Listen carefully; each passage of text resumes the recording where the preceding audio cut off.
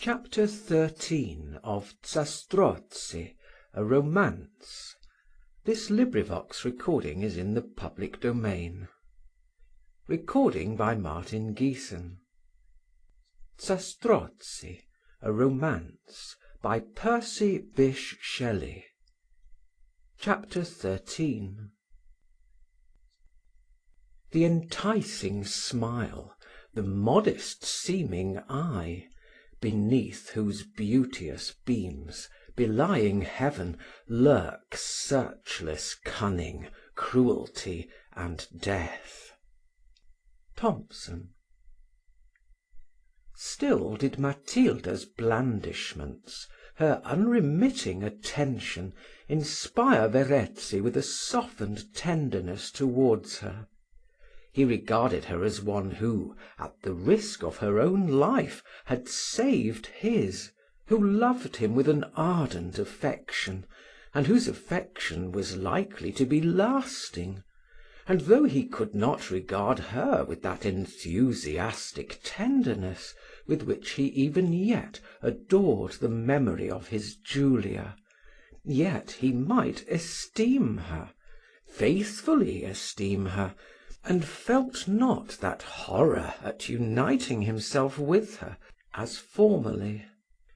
But a conversation which he had with Julia recurred to his mind. He remembered well that when they had talked of their speedy marriage, she had expressed an idea that a union in this life might endure to all eternity, and that the chosen of his heart on earth might, by congeniality of sentiment, be united in heaven. The idea was hallowed by the remembrance of his Julia, but chasing it as an unreal vision from his mind, again his high sentiments of gratitude prevailed. Lost in these ideas, involved in a train of thought, and unconscious where his footsteps led him, he quitted the castella. His reverie was interrupted by low murmurs, which seemed to float on the silence of the forest. It was scarcely audible, yet Verezzi felt an indefinable wish to know what it was. He advanced towards it. It was Matilda's voice. Verezzi approached nearer, and from within heard the voice in complaints. He eagerly listened.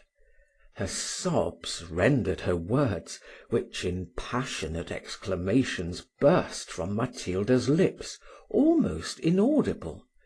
He still listened. A pause in the tempest of grief which shook Matilda's soul seemed to have taken place. "Oh, Verezzi! Cruel, unfeeling Verezzi!" exclaimed Matilda, as a fierce paroxysm of passion seized her brain. "Will you thus suffer one who adores you to linger in hopeless love, and witness the excruciating agony of one who idolizes you as I do, to madness?" As she spoke thus, a long-drawn sigh closed the sentence.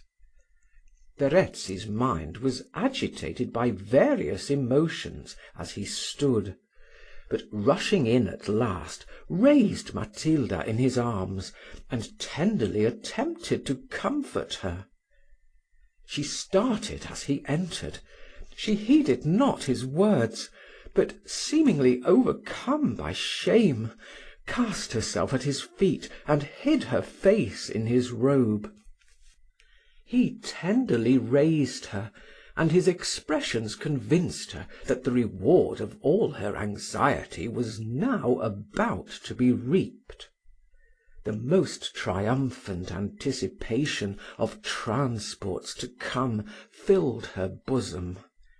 Yet knowing it to be necessary to dissemble, knowing that a shameless claim on his affections would but disgust Verezzi, she said, "Oh, Verezzi, forgive me!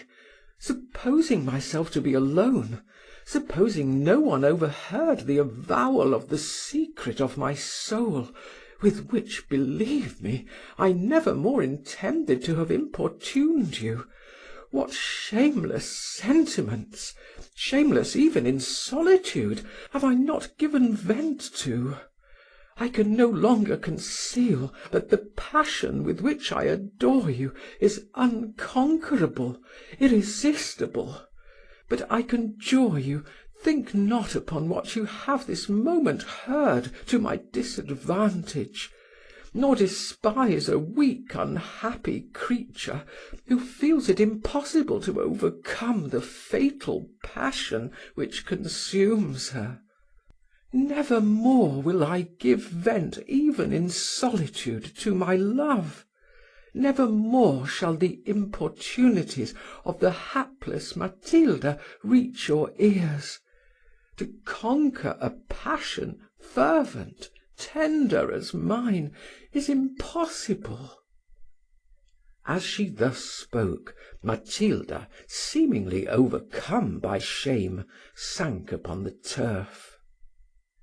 A sentiment stronger than gratitude, more ardent than esteem, and more tender than admiration, softened Verezzi's heart as he raised Matilda. Her symmetrical form shone with tenfold loveliness to his heated fancy. Inspired with sudden fondness, he cast himself at her feet. A Lethean torpor crept upon his senses, and as he lay prostrate before Matilda, a total forgetfulness of every former event of his life swam in his dizzy brain. In passionate exclamations he avowed unbounded love. "O Matilda, dearest, angelic Matilda!" exclaimed Verezzi, "I am even now unconscious what blinded me, what kept me from acknowledging my adoration of thee, adoration never to be changed by circumstances, never effaced by time. The fire of voluptuous, of maddening love scorched his veins as he caught the transported Matilda in his arms, and in accents almost inarticulate with passion, swore eternal fidelity. "And accept my oath of everlasting allegiance to thee, adored Verezzi," exclaimed Matilda. "Accept my vows of eternal, indissoluble love." Verezzi's whole frame was agitated by unwonted and ardent emotions. He called Matilda his wife. In the delirium of sudden fondness, he clasped her to his bosom.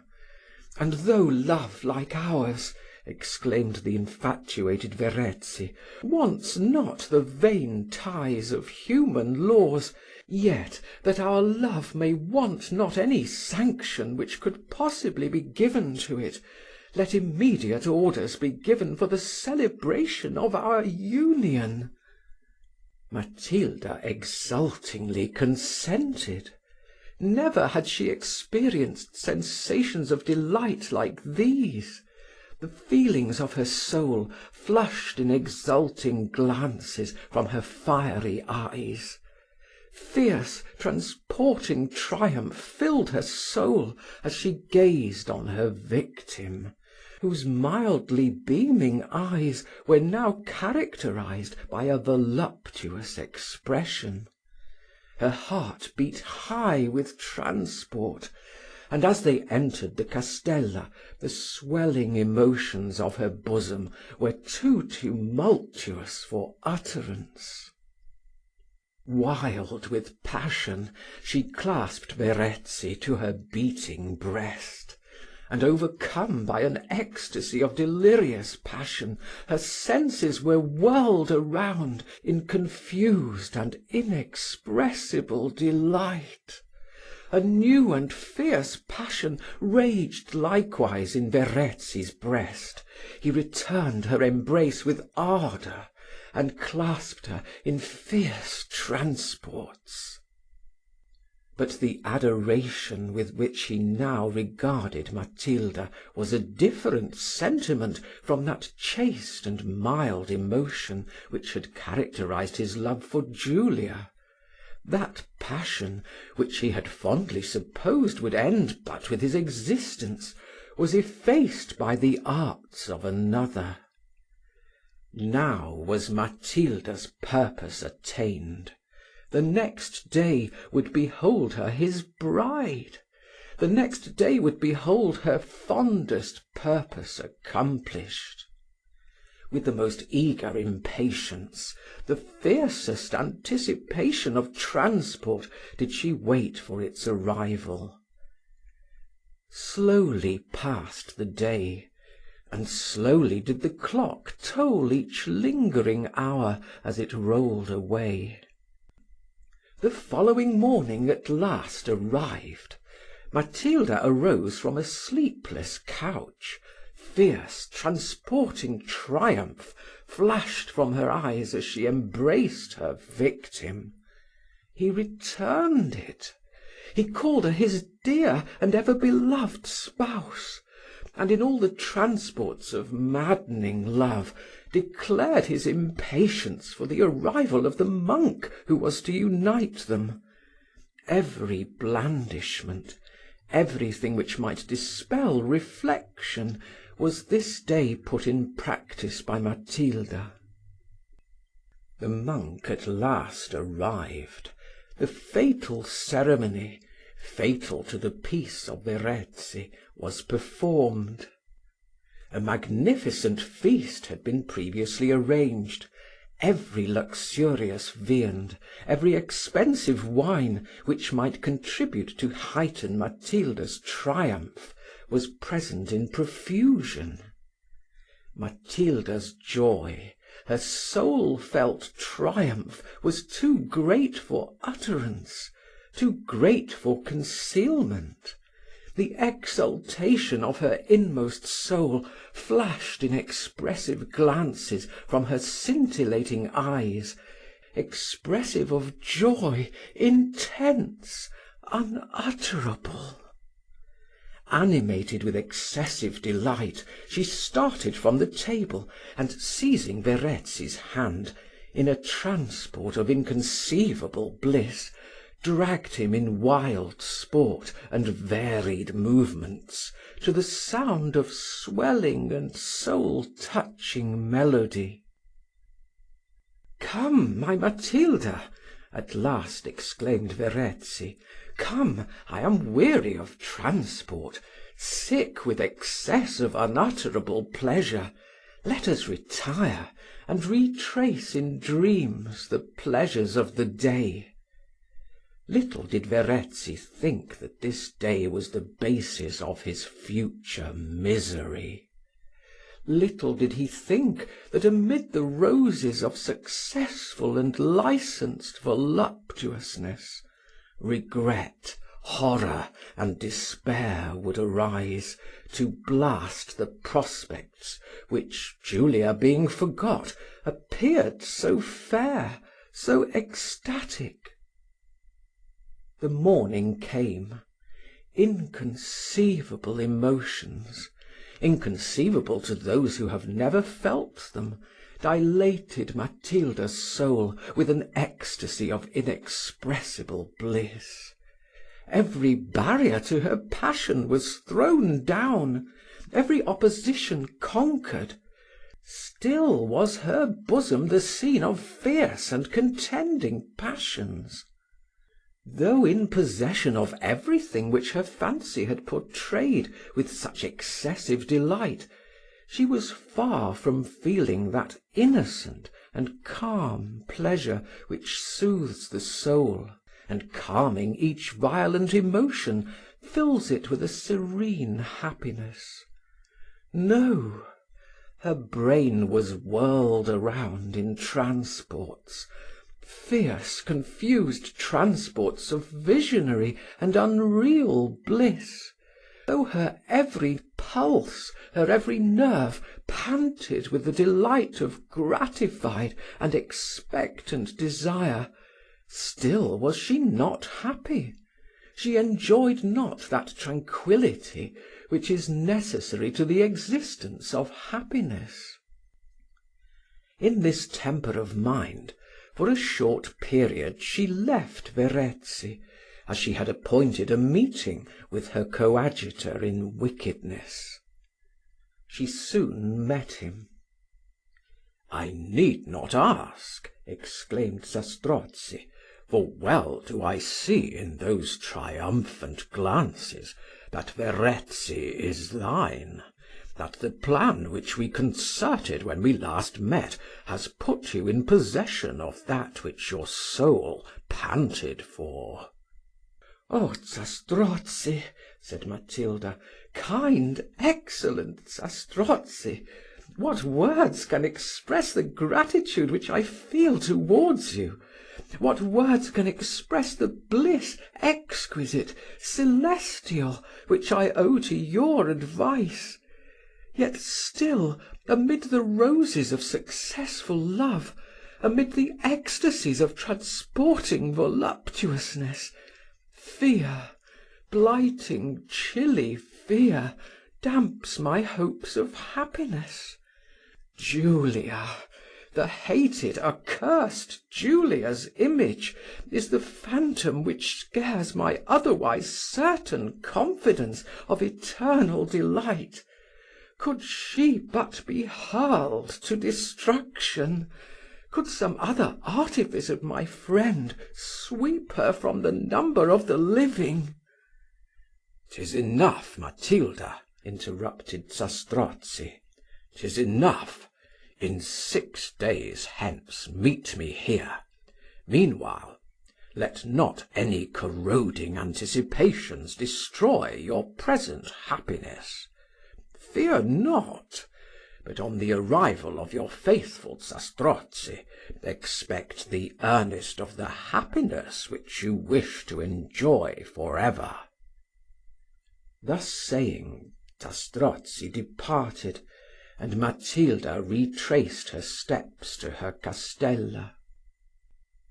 Amid the delight, the ecstasy for which her soul had so long panted, amid the embraces of him whom she had fondly supposed alone to constitute all terrestrial happiness, racking, corroding thoughts possessed Matilda's bosom. Deeply musing on schemes of future delight, delight established by the gratification of most diabolical revenge, her eyes fixed upon the ground, heedless what path she pursued, Matilda advanced along the forest.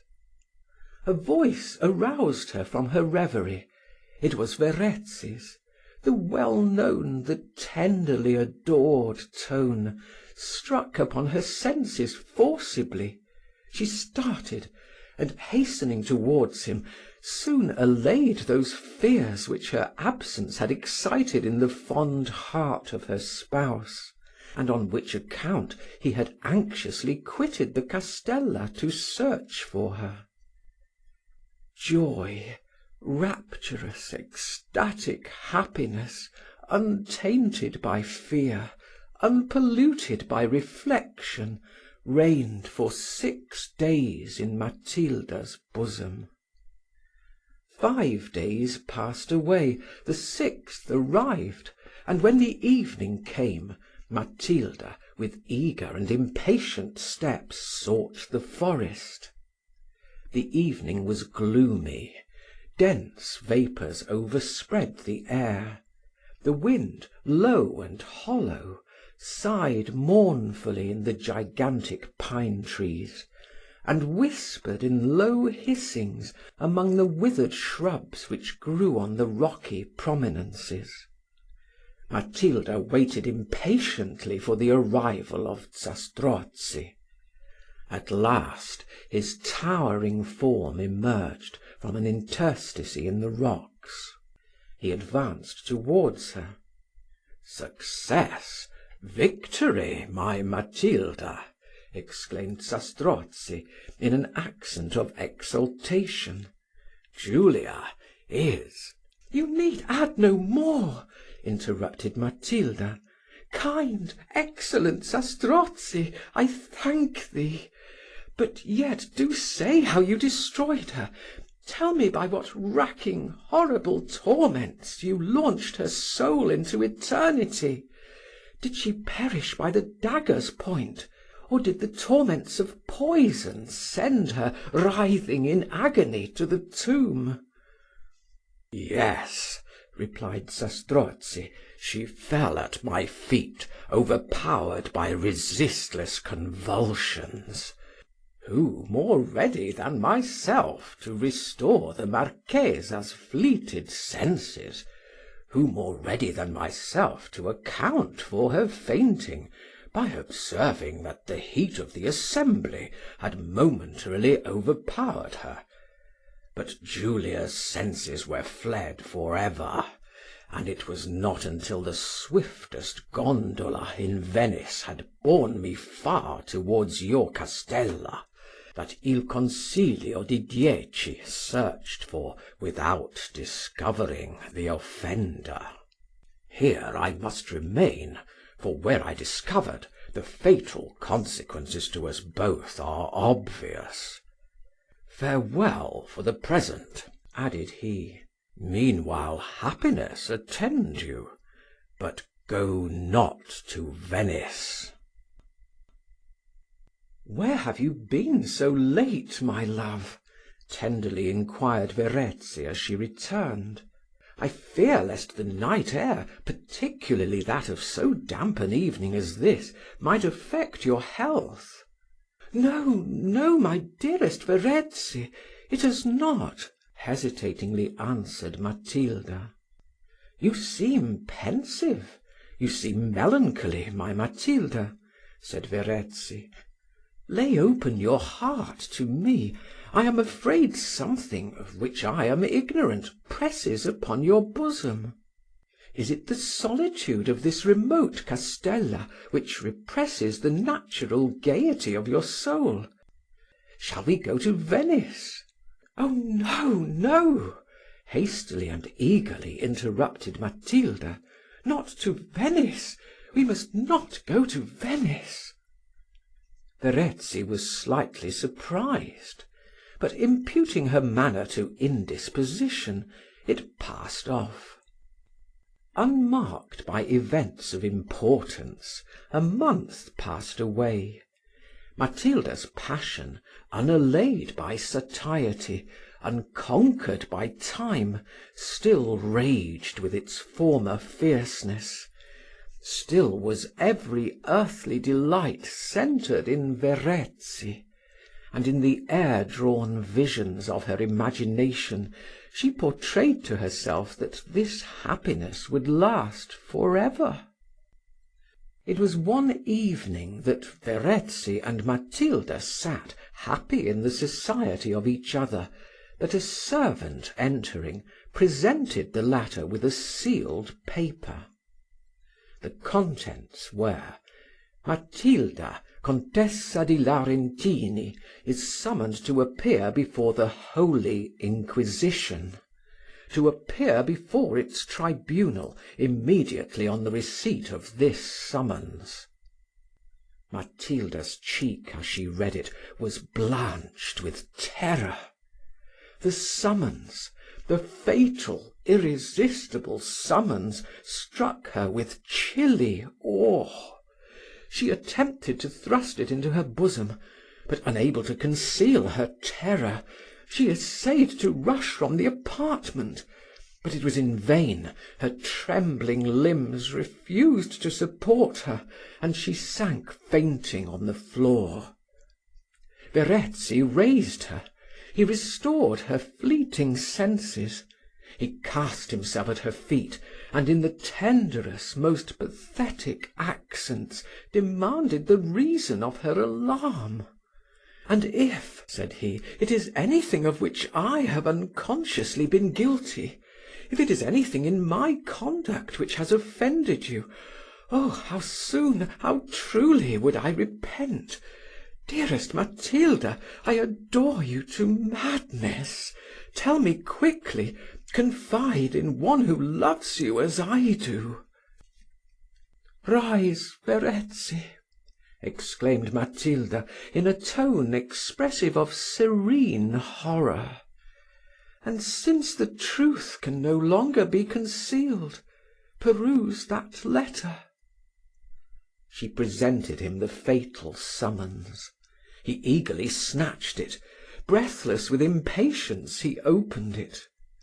But what words can express the consternation of the affrighted Verezzi, as the summons, mysterious and inexplicable to him, pressed upon his straining eyeball. For an instant he stood fixed in mute and agonizing thought. At last, in the forced serenity of despair, he demanded what was to be done. Matilda answered not, for her soul, borne on the pinions of anticipation, at that instant portrayed to itself ignominious and agonizing dissolution. "What is to be done?" again in a deeper tone of despair demanded Verezzi. "We must instantly to Venice," returned Matilda, collecting her scattered faculties. "We must to Venice. There, I believe, we may be safe. But in some remote corner of the city we must for the present fix our habitations. We must condescend to curtail our establishment. And above all, we must avoid particularity. But will my Verezzi descend from the rank of life in which his birth has placed him, and with the outcast Matilda's fortunes quit grandeur?" "Matilda, dearest Matilda," exclaimed Verezzi, "talk not thus. You know I am ever yours. You know I love you, and with you could conceive a cottage Elysium." Matilda's eyes flushed with momentary triumph, as Verezzi spoke thus amid the alarming danger which impended her.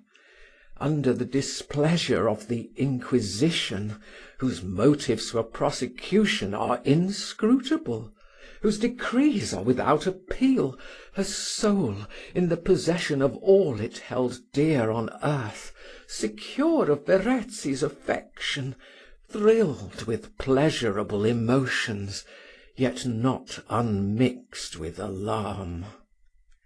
She now prepared to depart.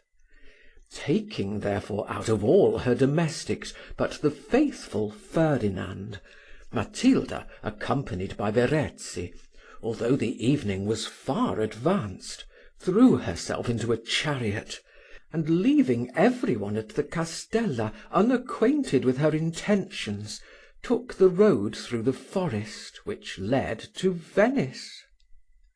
The convent bell, almost inaudible from distance, tolled 10 as the carriage slowly ascended a steep which rose before it. "But how do you suppose, my Matilda," said Verezzi, "that it will be possible for us to evade the scrutiny of the Inquisition?" "Oh," returned Matilda, "we must not appear in our true characters. We must disguise them." "But," inquired Verezzi, "what crime do you suppose the Inquisition to allege against you?" "Heresy, I suppose," said Matilda. "You know, an enemy has nothing to do but lay an accusation of heresy against any unfortunate and innocent individual, and the victim expires in horrible tortures, or lingers the wretched remnant of his life in dark and solitary cells." A convulsive sigh heaved Verezzi's bosom. "And is that, then, to be my Matilda's destiny?" he exclaimed in horror. "No, heaven will never permit such excellence to suffer." Meanwhile they had arrived at the Brenta. The Brenta's stream glided silently beneath the midnight breeze towards the Adriatic. Towering poplars, which loftily raised their spiral forms on its bank, cast a gloomier shade upon the placid wave.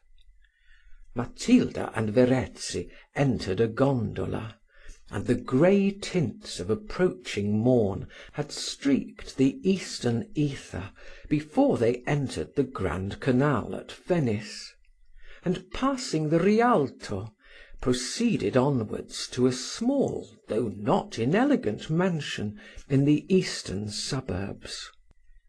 Everything here, though not grand, was commodious, and as they entered it, Verezzi expressed his approbation of living here retired. Seemingly secure from the scrutiny of the Inquisition, Matilda and Verezzi passed some days of uninterrupted happiness. At last, one evening, Verezzi, tired even with monotony of ecstasy, proposed to Matilda to take the gondola, and go to a festival which was to be celebrated at St. Mark's Place. Chapter 13. Recording by Martin Geeson in Hazelmere, Surrey.